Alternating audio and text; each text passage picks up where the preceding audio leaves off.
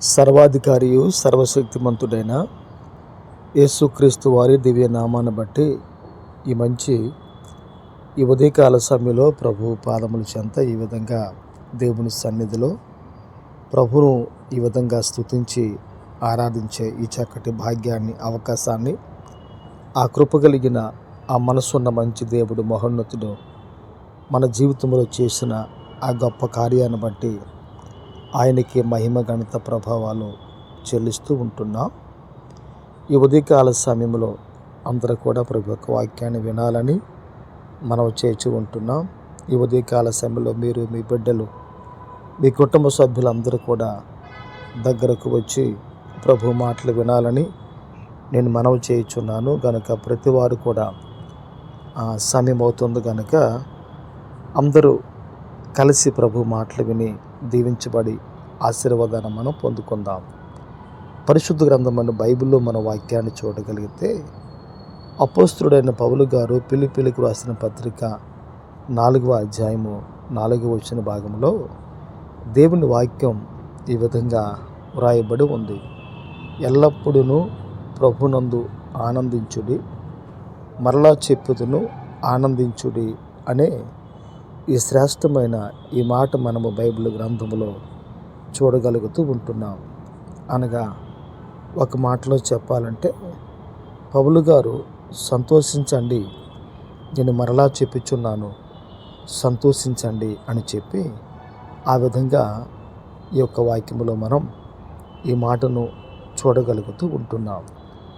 క్రైస్తవుడు ఏ విషయంలో సంతోషించాలి, ఏ విషయంలో సంతోషించకూడదు, ఎటువంటి విషయాలు మానవ జీవితానికి ఆశీర్వాదకరంగా, దేవునికరంగా ఉంటాయి, దేవుడు ఎప్పుడు మన జీవితంలో సంతోషించే విధంగా దేవుడు చేస్తాడు అని మనం చూడగలిగితే పౌలు గారు ఆయా సందర్భాల్లో మీలో ఎవరైనా సంతోషంగా ఉన్నట్లయితే మీరు పాటలు పాడి మీరు ప్రభుని స్తుతించాలి అని చెప్పి, పాడి దేవుళ్ళో సంతోషించాలి అని చెప్పి ఆ విధంగా కూడా పౌలు గారు మాట్లాడుతూ ఉంటున్నారు.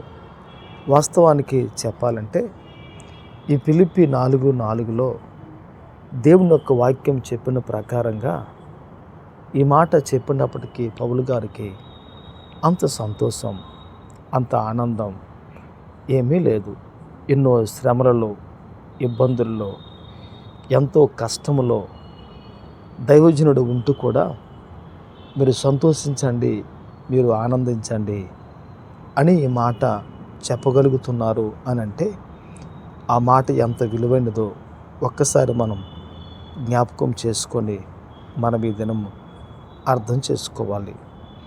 ఒక వ్యక్తి సంఘము పట్ల, సంఘ బిడ్డల పట్ల, ఒక దైవజనునికి, ఒక సేవకునికి ఎంత బాధ్యత, ఎంత భారం ఉంటుందో ఒక్కసారి మనం జ్ఞాపకం చేసుకున్నట్లయితే మీకు వచ్చిన శ్రమల కన్నా, మీకు వచ్చిన ఇబ్బందుల కన్నా, మీకు కలిగిన ఈ శ్రమల కన్నా మీ దేవుడు చాలా గొప్పవాడు కనుక మీరు దేవునిలో మీరు సంతోషించి ఆనందించండి అని చెప్పి పౌలు గారు ఆ విధంగా ఆ సంఘంతో మాట్లాడుతూ ఆయన మాటలు చెప్పగలుగుతూ ఉంటున్నారు.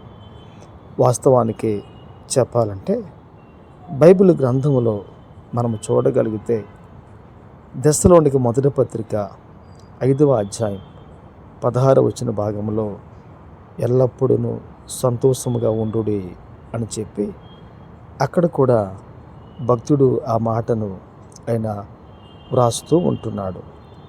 మనం ఇంకా రోమాపత్రిక 12వ అధ్యాయం 12వ వాక్యం మనం చూడగలిగితే నిరీక్షణ గలవారై సంతోషించుచు, శ్రమయందు ఓర్పు గలవారై ప్రార్థనయందు పట్టుదల కలిగి ఉండుడి అని చెప్పి ఇక్కడ బైబిల్ గ్రంథంలో రోమా పత్రికలో పౌలు గారు అదే మాటను ఆయన మాట్లాడుతూ ఉంటున్నారు.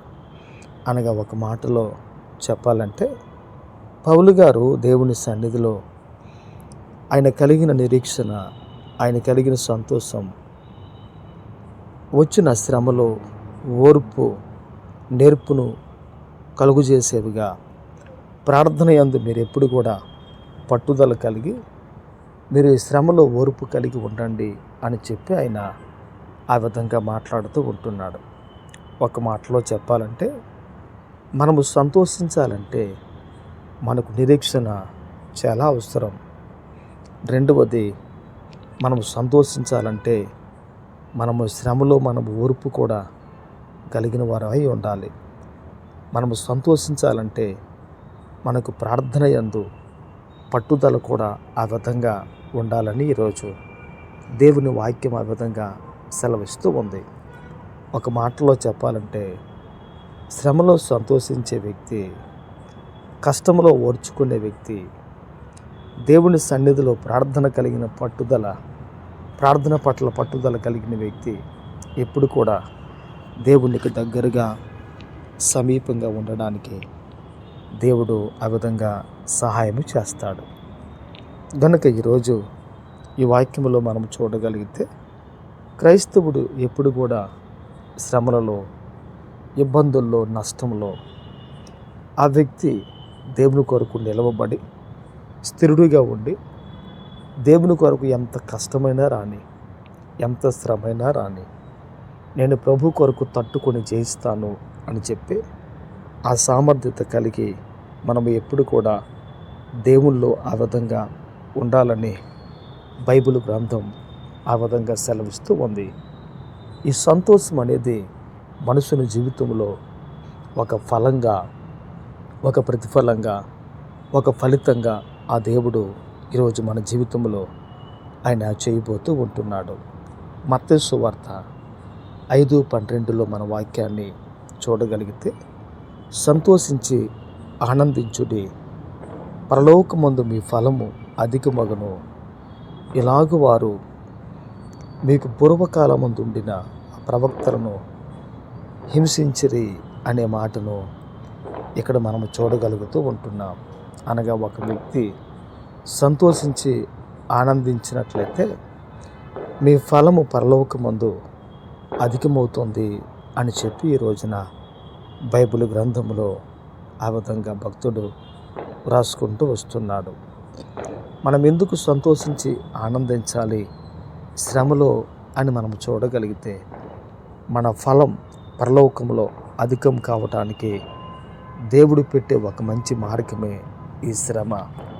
క్రైస్తవుడు ఎప్పుడు కూడా శ్రమల గుండా ప్రయాణం చేసే వ్యక్తిగా ఉండాలి.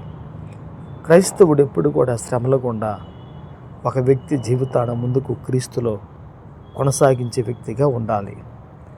అన్నీ ఉన్నప్పుడు సంతోషించే సంతోషం వేరు, ఏమి లేనప్పుడు కలిగిన సంతోషం వేరు. అందుకే భక్తుడు ఈ విధంగా అంటాడు, సాలలో పశువులు లేకపోయినను, ద్రాక్ష చెట్లు ఫలింపుకు రాకపోయినను, నేను యెహోవా యందు నేను సంతోషిస్తాను అని చెప్పి ఆ విధంగా భక్తుడు మాట్లాడుతూ ఉంటున్నాడు. చేను పండకపోయినను, ఫలితము నా చేతికి రాకపోయినను, నా జీవితంలో ప్రతిఫలము లేకపోయినను, నేను ప్రభువులో అనుకూలత ఉన్నా ప్రతికూలత ఉన్నా నేను దేవుళ్ళలో సంతోషిస్తాను అని ఈ రోజున ఈ వాక్యం మనకు ఆ విధంగా తెలియపరుస్తూ ఉంది.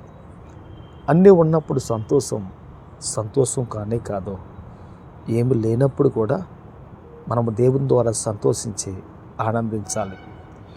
యోబు తన భార్యతో మాట్లాడుతూ ఉంటున్నప్పుడు, మనము దేవుని ద్వారా అన్నీ పొందుకున్నప్పుడు మనము దేవునికి మహిమ ఘనత ప్రభావాలు చెల్లిస్తాం.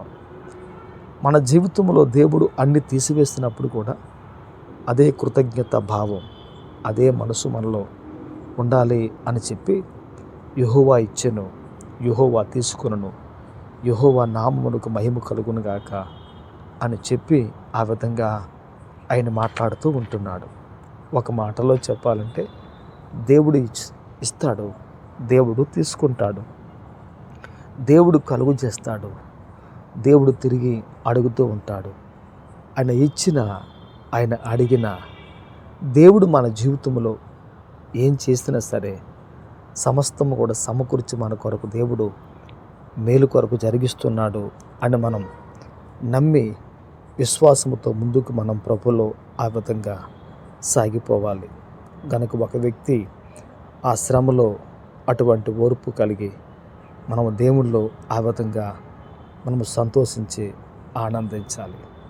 మనం ఇంకా చూడగలిగితే అపోస్తుల కార్యములు 16వ అధ్యాయం 25వ వచన భాగంలో వాక్యం ఈ విధంగా వ్రాయబడి ఉంది.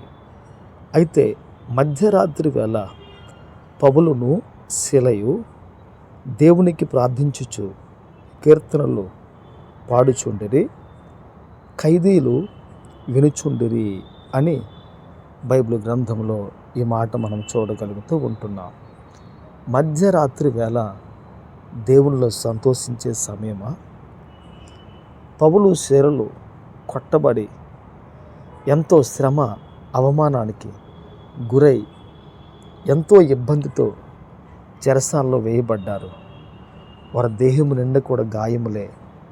ఎంతో శ్రమ, ఎంతో అవమానం, ఎంతో వేదన, ఎంతో దుఃఖం.